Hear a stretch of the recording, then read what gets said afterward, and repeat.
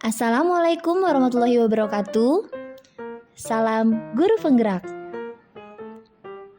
Pada kesempatan ini, saya Nurlian, calon guru penggerak angkatan 9 dari Kota DKI Jakarta, akan memaparkan kesimpulan dan refleksi pemikiran Ki Hajar Dewantara pada tugas koneksi antar materi modul 1.1.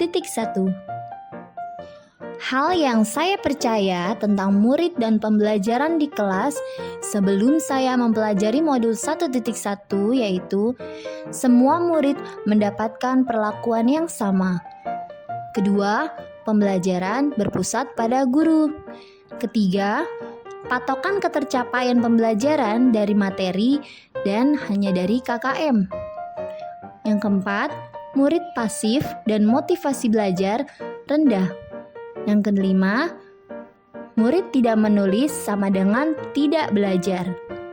Keenam, guru kurang memahami karakteristik murid. Berikutnya adalah gambaran kegiatan belajar mengajar saya sebelum mempelajari modul 1.1. Yang pertama, patokan ketercapaian pembelajaran dari materi dan KKM. Yang kedua, murid tidak menulis berarti tidak belajar. Yang ketiga, murid hanya duduk diam dan mendengarkan. Hal yang berubah dari pemikiran atau perilaku saya setelah mempelajari modul 1.1, yang pertama, merubah pemikiran. Murid bisa mencari sumber belajar lainnya, tidak hanya dari guru, namun guru tetap mendampingi agar sumber yang murid dapatkan sesuai dengan nilai-nilai kebudayaan bangsa Indonesia.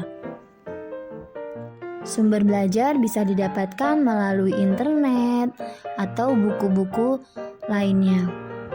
Pembelajaran yang tadinya berpusat pada guru, sekarang berpusat dan berpihak kepada murid.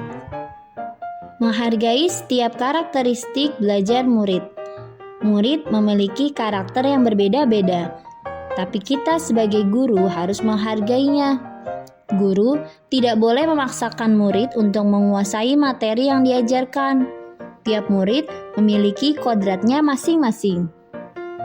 Saya sebagai pendidik lebih memahami makna trilogi pendidikan, yaitu Ing Harso Sungtolodo, Ing Madya Mangunkarsa, Tutwuri Handayani, di mana di depan memberikan contoh, di tengah memberi semangat, di belakang memberi dorongan. Trilogi pendidikan yang harusnya pendidik Indonesia terapkan dengan baik, yaitu agar muridnya mencapai keselamatan dan kebahagiaan yang setinggi-tingginya. Selanjutnya, merubah perilaku saya. Yang pertama, lebih cermat lagi dalam melihat bakat murid. Yang kedua, memberikan kebebasan kepada murid untuk menyelesaikan tugas sesuai dengan minat, bakat, dan kreativitasnya masing-masing. Selanjutnya, memberikan pembelajaran yang menarik agar murid ke sekolah pergi dalam keadaan bahagia dan pulang dalam keadaan bahagia juga, sehingga motivasinya meningkat. Hal yang dapat segera saya terapkan lebih baik agar kelas saya mencerminkan pemikiran KHD, yaitu menerapkan trilogi pendidikan dengan baik dan sistem among pendidik harus menuntun, bukan menuntut murid. Membuat pembelajaran yang berpusat dan berpihak kepada murid. Kemudian membuat pembelajaran yang mengutamakan budi pekerti.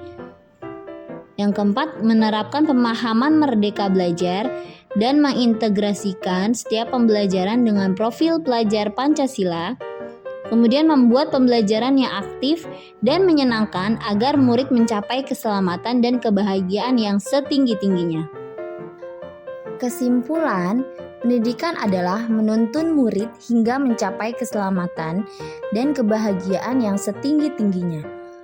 Pendidik harus memberikan teladan kepada muridnya dan menjadi role model agar murid mengikuti setiap kegiatan dan pelajaran yang diberikan. Pendidikan adalah berhamba pada murid. Pendidikan bukan hanya memberikan ilmu, namun menanamkan budi pekerti yang baik kepada murid.